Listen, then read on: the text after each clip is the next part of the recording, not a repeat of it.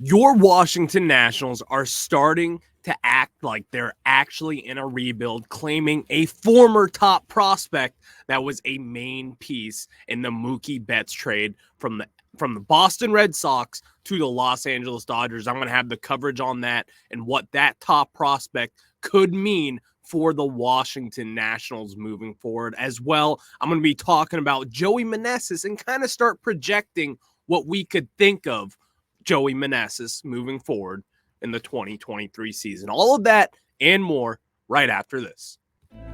You are Locked On Nationals, your daily Washington Nationals podcast, part of the Locked On Podcast Network, your team every day.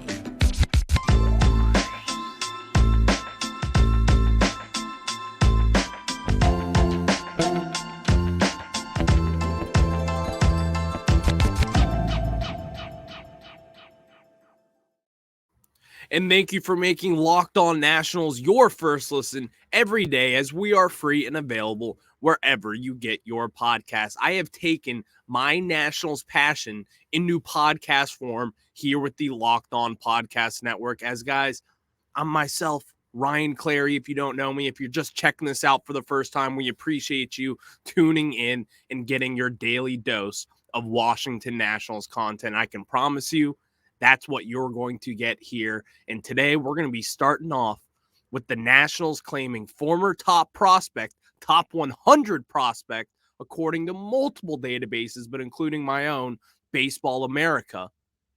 The Nationals have claimed former first-round pick Jeter Downs. And guys, this is a deal to where the Washington Nationals are finally doing rebuilding things that a team in a rebuild should be doing all the time.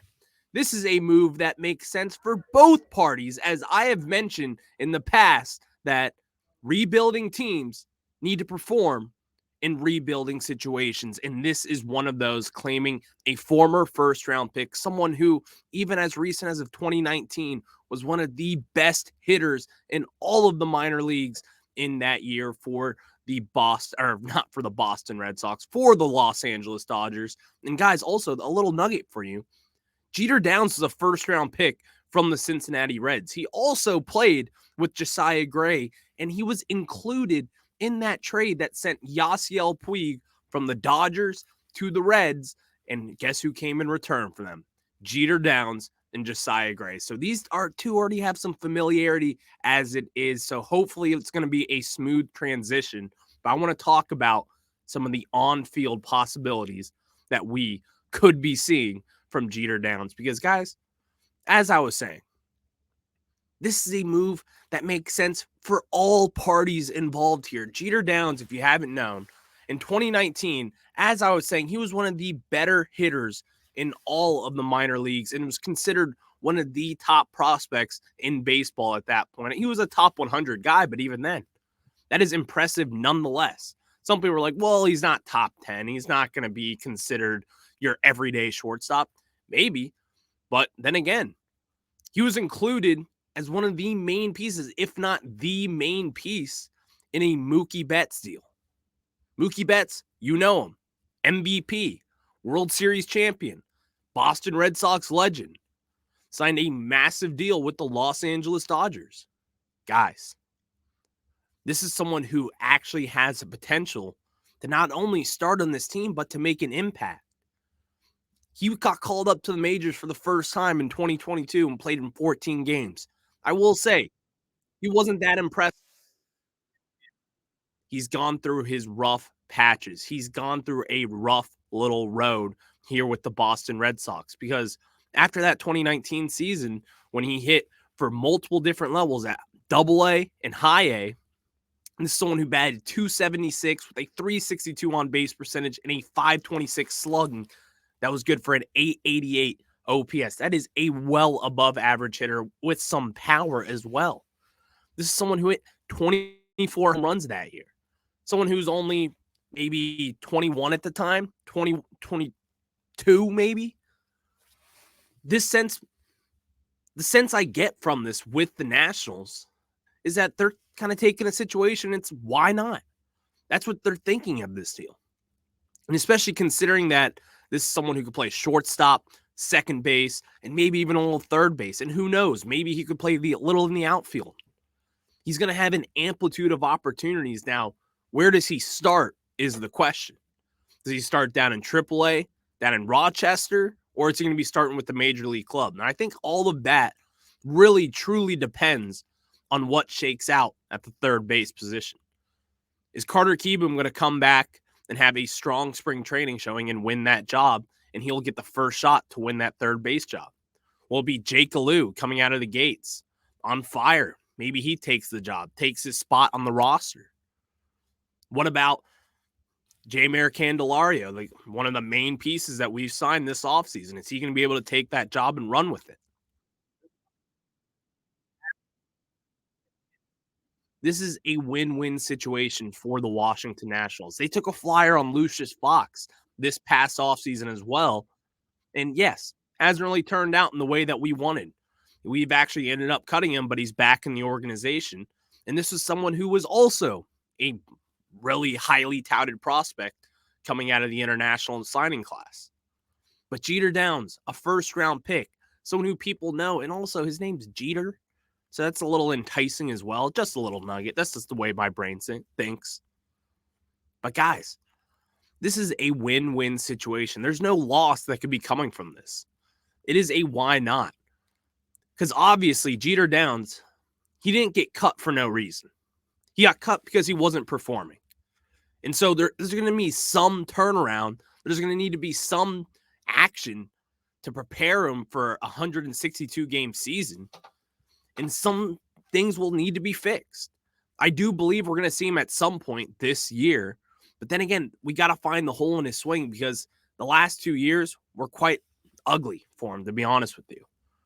In those years, he batted 191, 197 in 2022. And then had a 606 OPS in 2021 with a 728 OPS in 2022. But again, this is someone who provides power, who actually can play a solid defensive shortstop, second base, and or third base.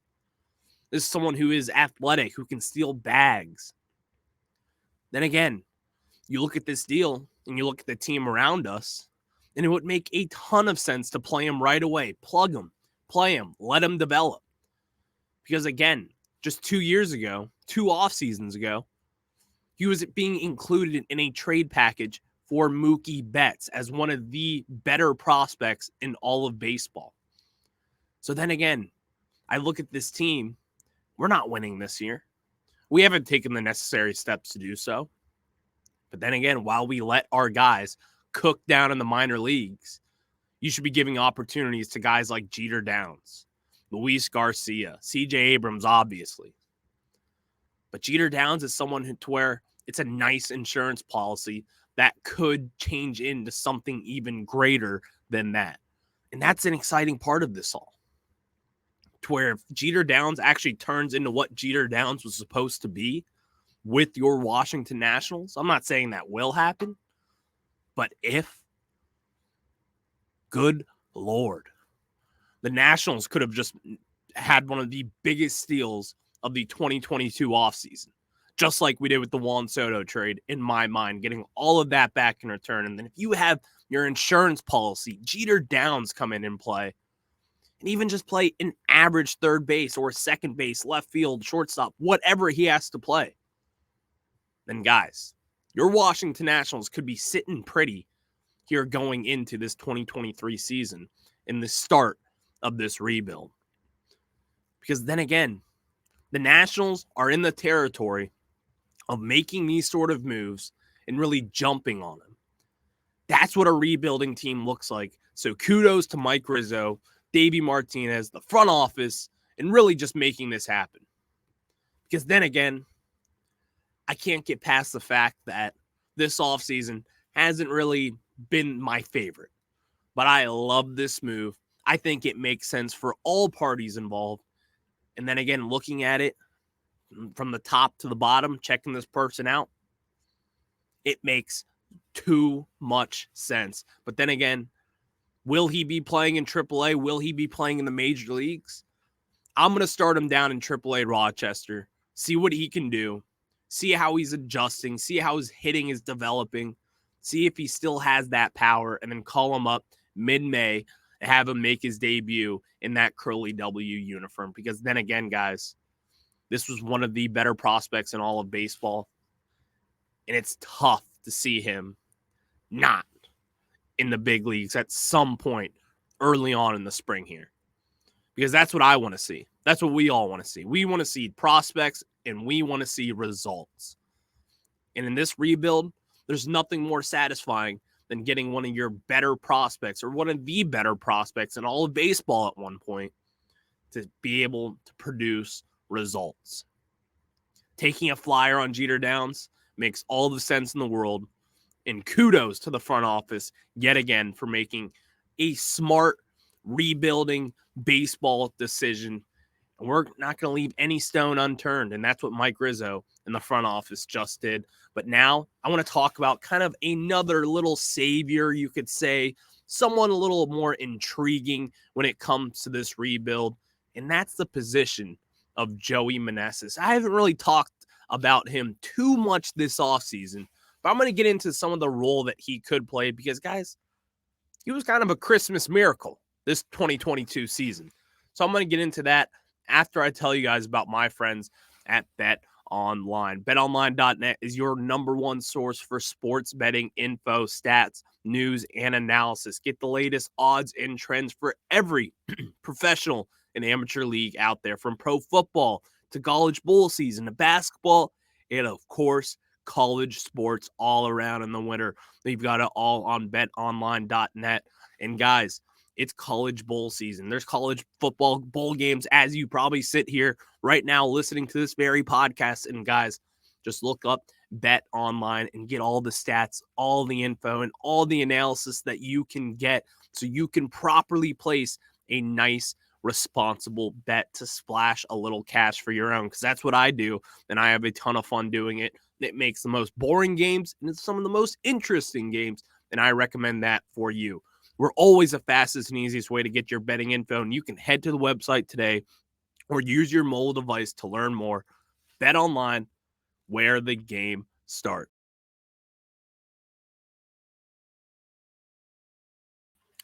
And now we get into the 2023 projections for Joey Meneses. As guys, Joey Meneses was one of the bigger surprises in all of baseball this past season in 2022. And I have some little nuggets for you guys, as Joey Meneses is going to be projected to be a starter for the Washington Nationals. And I myself will have to say, I have said it before and I'll say it again. His name in ink in that starting lineup on opening day, March 30th, at home against the Atlanta Braves, I'm sure. Batting fifth, first baseman / DH, whichever you want to put him at, Joey Meneses will have his name in ink in this starting lineup to start the year. Because, guys, it really comes down to how should you utilize Joey Meneses after having one of the most surprising 2022 seasons in recent history. When Joey Meneses was called up, everyone was like, who is this guy?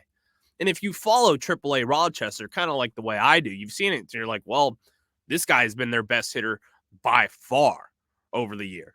By far. And I get to that conclusion because all this guy does in recent memory has hit. If you look at his career minor league numbers, I mean, he's been playing in the minor league since 2011. This is someone who spent 10 years in the minor leagues, and his numbers equate on all different levels.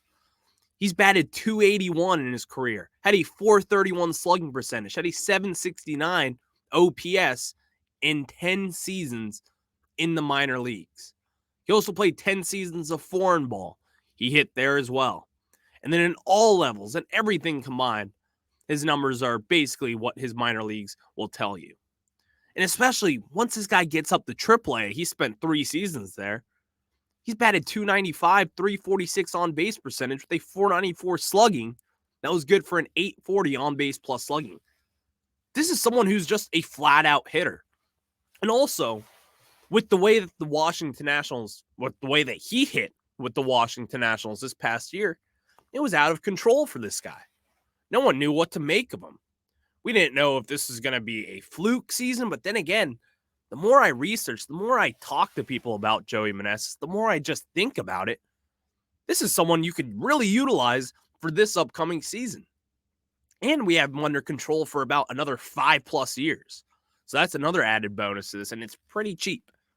But then again, he had 7 home runs in his first 25 games in the major leagues. He's the first 30-plus-year-old rookie to accomplish that in MLB history, a game that's been around well over 100 years. Joey Meneses is the first 30-plus-year-old to have 7+ home runs in his first 25 games in the major leagues. That's just one. This is someone who will probably just be a DH, and that's perfectly fine in the major leagues for someone who, we're in a rebuild. But then again, we're looking for cheap guys to be able to fill out positions and just play in their role. They don't need to play anywhere else. All we need Joey Meneses to do is hit, and that's something that he has done. And I have another little nugget for you. Rookies in the past 50 years with 200 plate appearances, he ranks in the top 40 in slugging, OPS, and weighted runs created plus. Guys, this is someone who, we talk about it. We kind of joke about it with Joey Meneses. But then again, stacked up against baseball history, he had one of the better rookie seasons out of anyone in MLB history. It might sound crazy to say, but then again, yes, he only played for about 2 months here in the major leagues. But we can't argue with the success that he's had. And the success that he's had in the minor leagues. This guy could have just been a diamond in the crust there. I mean, seriously. When you talk about hitters, when you talk about people who just get it, Joey Meneses is in that category. He might not be the flashiest name. He might not be your Cade Cavalli, your James Wood type of prospect. He's 30 years old. This is someone who's bounced around in the minor leagues. But then again, every destination he goes to, he just hits. Back in 2019, when he was released from the Red Sox, when he had a PED situation brewing up there, still, sign the guy. It's 2022. Take a chance. 30 years old, whatever. That's fine. If this is someone who's going to produce, I have no problem with that. And I know so many people would be like, well, Ryan, you talk about how there's that bridge between 30 years old and a rebuild situation. You'd rather see a younger guy take up that situation. And you're right. I do think that. But then again, winning matters. And you can't convince anyone in that lineup right now, as we sit here today, that Joey Meneses is not one of the best hitters, if not the best hitter on this major league roster heading into this season. You can't convince me because of numbers like this, to where not only can this guy hit fastballs, but he actually hits breaking balls better. This past season, he had a .319 batting average against fastballs. And then he had a .338 batting average on breaking balls. What? Like, this is someone, it's hard to fathom about how good Joey Meneses was for the Nationals this past season and really what he could project to for this season. So now, when I think of Joey Meneses, I think of it a little differently. Not only could this be someone who could be in the fold over the next 4 to 5 years for the Nationals during this rebuild, but he also could be a trade asset to where teams in contention would give up something in return for him, considering the price that he has, paying minimal to nothing compared to some other big leaguers. His age, he's 30, but I'd be turning 31, 32 over the next 2 years. What do we do with them?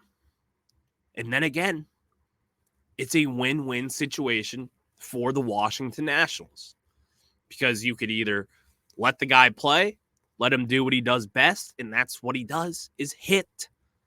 Hit for power, hit for average. He hits damn breaking balls. I couldn't touch a breaking ball in high school. This is someone who's just a masher, and he's got to be in the lineup. And it sounds a little JV just saying this. I'm just like, guys, just trust me. He's really good. But he is. He is really good. And I can't get past that. It's like, I try to think of scenarios to where it's like, well, yeah, we should actually have this guy up. But then again, if he's going to be putting godly numbers up like that, you can't leave this guy out of the Nationals starting lineup. It's that simple for me. It's that simple for me. And so I think about it and try to go past the fact that he's 30 years old. He's going to be turning 31 by spring. What's next for him? And I think what's next for him is the starting DH gig for the Washington Nationals. And guys, I don't think there's any question to it at this point. Who else? Jeimer Candelario? He was awful last year. Sorry, but Joey Meneses is the better option by far. And I think Joey Meneses doesn't matter what he does in spring training. I think he's going to be in pen at the DH position, maybe first base, maybe left field at this point. Who knows? And he's going to be in that lineup, probably batting fifth for your Washington Nationals. So get used to that name and get used to me talking about Joey Meneses because he's one of the more exciting Nationals players right now. Yes, I said it. But now I want to take a little further look into this Nationals offseason as I have talked about some good things today. I'm in the holiday spirit. Christmas was this past weekend. The Nationals still have some holes to fix, and I'm going to get into that. But thank you for making Locked On Nationals your first listen every day. Make sure to check out Locked On Sports Today, the biggest stories around the sports world in 20 minutes or less, plus instant reactions, game recaps, and Locked On's take of the day. Locked On Sports Today, available on YouTube and wherever you get your podcasts.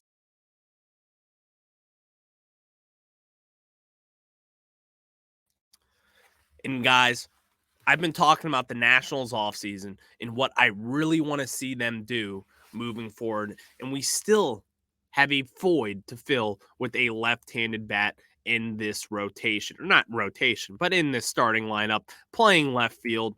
There's a lot of free agents out there to be talking about to where the Nationals could do some digging on these guys.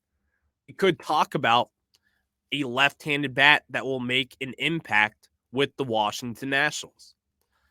Because we know this already. We don't really have a reliable left-handed bat in this lineup. You have Luis Garcia, who's solid. Keibert Ruiz hitting from the left side of the plate every now and then. He's fine. But then again, you have to talk about what this guy could bring to the table. Because we talk about guys who are, not maybe the best of options, because you do want to leave holes for situations like this with Jeter Downs where you claim someone and you want to plug him in the lineup. Or you could talk about guys who maybe haven't been able to fill a void yet. Guys who are still out in the market. Guys who just want 1-year deals, a rental deal. Someone you flip at the deadline. There's a lot of things to balance here. But then again, I come back to the same situation as what I want before. There are plenty of guys to think about for the Washington Nationals. A left-handed bat. Someone like maybe Corey Dickerson plays left field. We have a left field position open for the Washington Nats. And we kind of need to fill some of these holes. We need to start spending some of this money. And I'm going to continue to talk about this until the Nationals do just that. Because think about it. As I've applauded them today, Jeter Downs, a great signing. Joey Meneses seems to be a diamond in the rough that the Nationals have found. Now, it's time to take a little step up and to find out what we can do with that left field spot, and particularly what can we do in finding a left-handed bat. And this is someone I want to look at who's maybe got a little power in his bat, someone who can hit the ball out of the yards. You just never really know with these guys. And someone like Corey Dickerson, he's not going to be giving you the best power in the world. In fact, he's not going to be really giving you much power at all. But this has been a productive major leaguer, someone who was an all-star in 2017 with the Tampa Bay Rays. Last year, was a little struggled a little bit with the St. Louis Cardinals. Didn't really get his feet wet in the major leagues because they were a good team that wanted to win now, and he kind of had that down year. But then again, that all kind of comes into the fold of the Nationals taking flyers, taking chances on guys like this. So seeing someone like Corey Dickerson would not surprise me to see the Nationals spend a little money and get him into the system, because it just makes all the sense in the world for the Washington Nationals to actually find someone of this caliber just to make a difference with the Washington Nationals. And that's the move that I would make to fulfill your left field spot, and as well as your left-handed hitter hole, because we certainly have one. So thank you for making Locked On Nationals your first listen today. Now make Locked On Sports Today your second listen. Peter Bukowski brings you the biggest stories from around the sports world in 20 minutes. Get the analysis and opinions before anyone else with our local and national experts and insiders. Locked On Sports Today podcast available on YouTube and wherever you get your podcasts. So you guys have a good day. I hope you enjoyed your holiday season, and we're going to be continue to pushing out some Locked On Nationals content. You have a good day.